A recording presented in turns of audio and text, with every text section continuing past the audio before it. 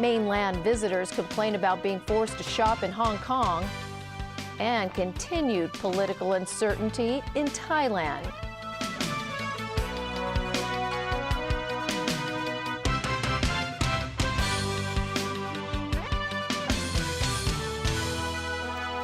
Good evening. A holiday nightmare for about 200 Hong Kong tourists who got stranded in Vietnam.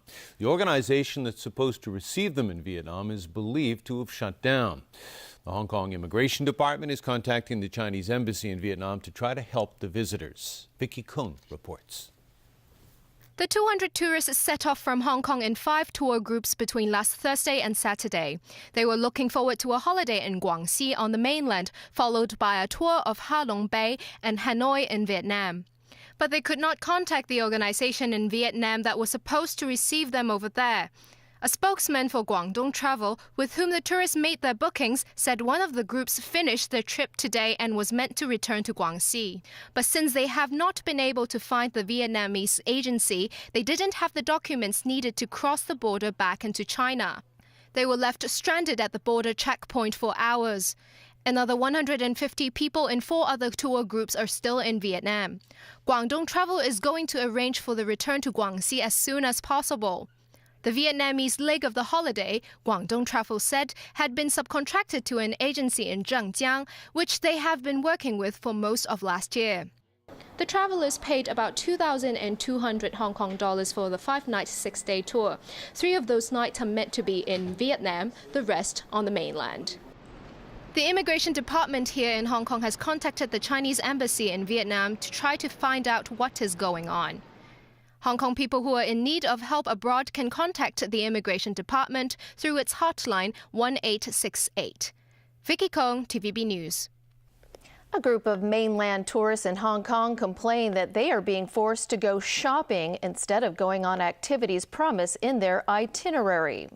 Their tour guide and the travel agency here in Hong Kong both claim they didn't know why the itinerary was organized that way. Jenny Lam reports. Hanging out in the shopping area in Hong Kong, but this is not what these mainland tourists came to Hong Kong for. They each paid about 1,400 yuan for a 2-night, 3-day tour. They were promised trips to Ocean Park and Disneyland, as well as accommodation at a 3-star hotel. They were even given admission tickets to Disneyland for today, but when they arrived, they were instead given a different itinerary. That is, a visit to the promenade in Tsim Sha Tsui, followed by 9 different shopping destinations. This visitor from Qingdao complains that the tour guide warned them that if they refused to shop, they would have to pay an extra 2,000 yuan each. The guide apparently also threatened not to organize their hotel rooms and withhold their travel permits. A man who said he's the tour guide claimed he had no idea about the itinerary. The travel agency in Hong Kong, which is meant to be taking care of the tour group, admitted that they had drawn up the itinerary, but stressed that it was meant to be a suggestion for the tour guides and they did not have to stick to it.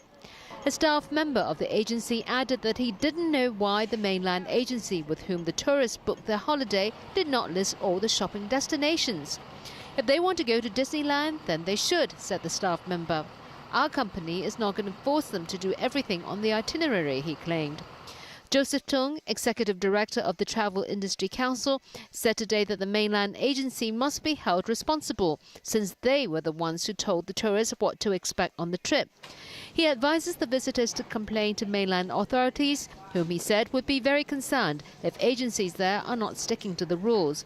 But he added that the Hong Kong agency will also be penalized if it is found to have changed the original itinerary.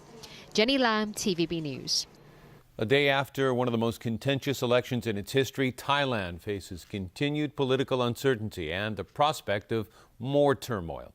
James Aiken reports.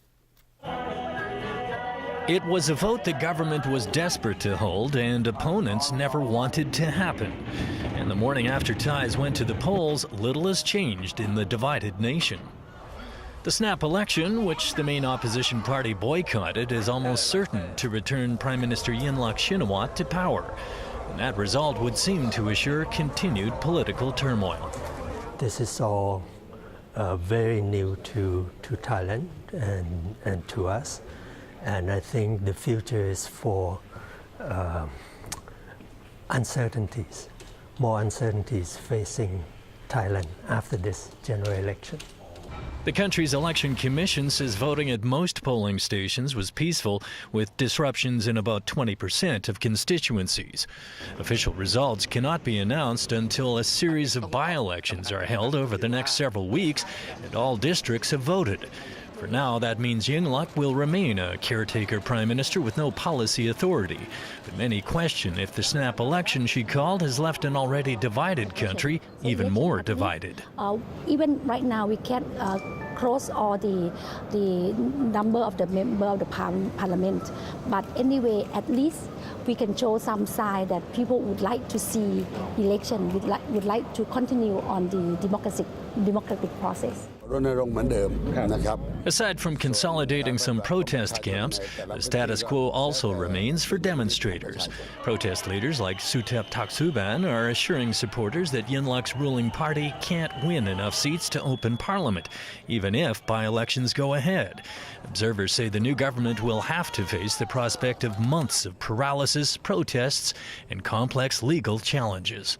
We will have to live with what they call the political instability, given the polarization. Regarding of what the government can run or not, I expect the government for the future will be, at best, a lame duck government. James Aiken, TVB News.